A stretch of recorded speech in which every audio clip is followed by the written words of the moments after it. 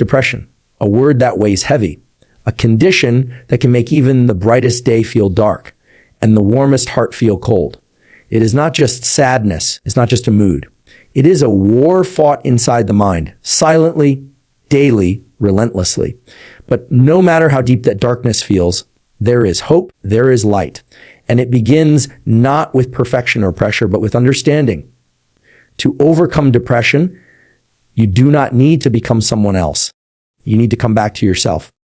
Slowly, patiently, bravely. So many people wake up feeling like they are drowning before the day even begins. They lie in bed, staring at the ceiling, not because they are lazy, but because the weight pressing down on them is invisible to others, yet unbearable to carry alone. The body may move, but the soul feels stuck. The mind races, but it's chasing ghosts, thoughts of worthlessness, shame, failure, guilt. It feels like walking through life underwater, where everything is muted, distant, unreachable. But here's the truth depression lies. It whispers that things will never change. It convinces you that you're alone, that you're broken, that you're unworthy of happiness. And those lies gain power when they go unchallenged. The path to healing is not a straight road. It's a series of steps. Some forward, the perception, some back, but each one matters.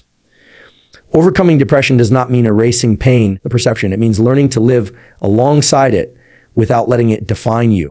It means realizing that you are not weak, you are strong for still trying. One of the first truths that must be faced is this: you are not your thoughts. You are the observer of your thoughts, the voice inside your head.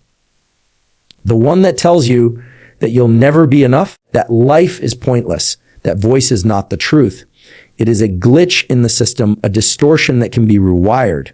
And every time you pause, take a breath and say, maybe I don't need to believe everything I think, you begin the process of breaking depression's grip.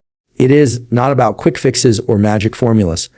It's about building a life that slowly becomes worthy again. That process begins with small things, painfully small at times, getting out of bed, drinking a glass of water, taking a walk, even if it's just to the front door, doing something today that your tomorrow self might be grateful for. It's not the size of the step that matters. It's the consistency of effort. And when your energy feels drained, when motivation is gone, discipline must carry you through. Not the kind that punishes, the kind that nurtures, the kind that says, I'll show up for myself even when I don't feel like it. Some of the most courageous acts look boring from the outside. Saying no to another late night spent staring at your phone. Turning off the noise and sitting with your emotions instead of numbing them. Choosing to sleep even when your mind says to stay awake. Eating food that fuels your brain instead of feeding the sadness. These choices don't feel heroic, but they are. Because in the war against depression, every small act of self-respect is a victory. Another powerful force in this battle is connection. Depression isolates. It convinces you that no one understands, that reaching out is a burden.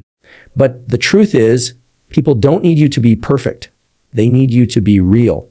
Vulnerability is not weakness. It's the bridge that links one suffering soul to another. You are not alone, even if your mind says otherwise. Let people in. Talk to someone, not because it will fix everything, but because healing begins when pain is seen, heard, and held.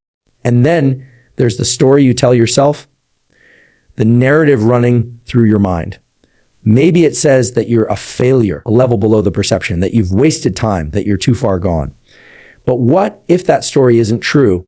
What if the reason you feel so much pain is because you were built to care deeply? What if your sensitivity is not a curse, but a sign that your heart still beats with purpose? You have survived 100% of your worst days. And if you're still breathing, it means your story is not finished. It's okay to grieve, to feel everything fully. Numbness is not the goal. You need to pretend to be okay when you're not in pain. But while you sit with your pain, don't build a home there. You're allowed to rest, but not to give up. You're allowed to fall apart, but not to disappear. The most beautiful people are not the ones who've never been broken. They're the ones who've put themselves back together piece by piece with grace and grit. There will be days when nothing makes sense.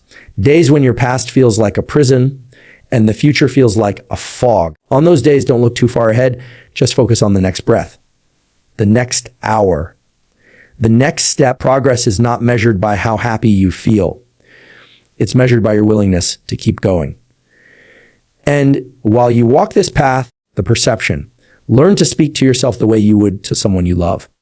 You wouldn't call your best friend a loser. You wouldn't tell them they're worthless. So why speak that way to yourself? Self-compassion isn't a luxury. It's a necessity. It's the soil in which healing grows.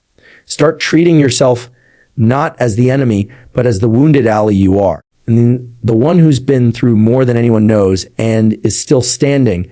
Purpose is another antidote to despair. Not some grand mission, but simple meaning, a reason to wake up. Maybe it's helping someone else who's struggling. Maybe it's creating something that expresses what words can't. Maybe it's setting a goal, no matter how small, and working toward it with everything you've got. When you feel like giving up, find something, anything, worth holding on to. Purpose isn't found, it's built. One act at a time.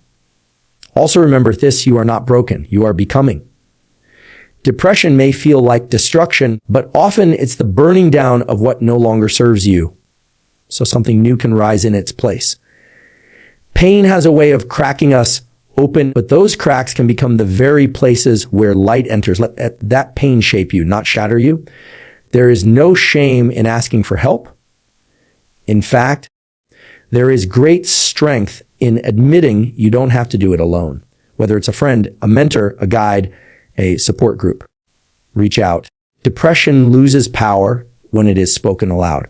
You don't have to carry it in silence. And if you're someone who's tried everything and still feels lost, know this, healing is not linear. It may take time.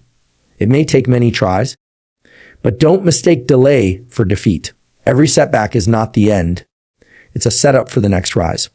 You are more resilient than you realize. The mind can change. The heart can heal. The soul can rise again. You must also protect your environment. What you feed your mind matters. What you consume, who you spend time with, the routines you follow, they shape your internal world. If your surroundings are toxic, your thoughts will reflect that. Choose peace over chaos. Choose growth over comfort. Choose what heals over what distracts. Even if that means walking away from things you once loved, even if it means starting over. And finally, believe in the possibility of joy again, below the perception, not as something you must chase desperately, but as something that finds you when you live with intention. There will come a day when laughter returns. Not forced, but free. When you look at the sky and feel grateful to be alive. When the heaviness lifts, little by little. And on that day, you'll remember that every struggle, every tear, every quiet victory brought you here to this moment, to this life that despite everything still holds beauty. So if you're standing in the dark right now, know this, the dawn always comes. Keep moving, keep breathing, keep fighting. You are not finished, you are not alone, and you are not beyond hope. There is light ahead. Not because the pain disappears, but because you learn how to walk through it with courage. Depression may visit, but it does not get to stay. This is your life. And you still have time to live it fully, deeply, honestly. Keep going.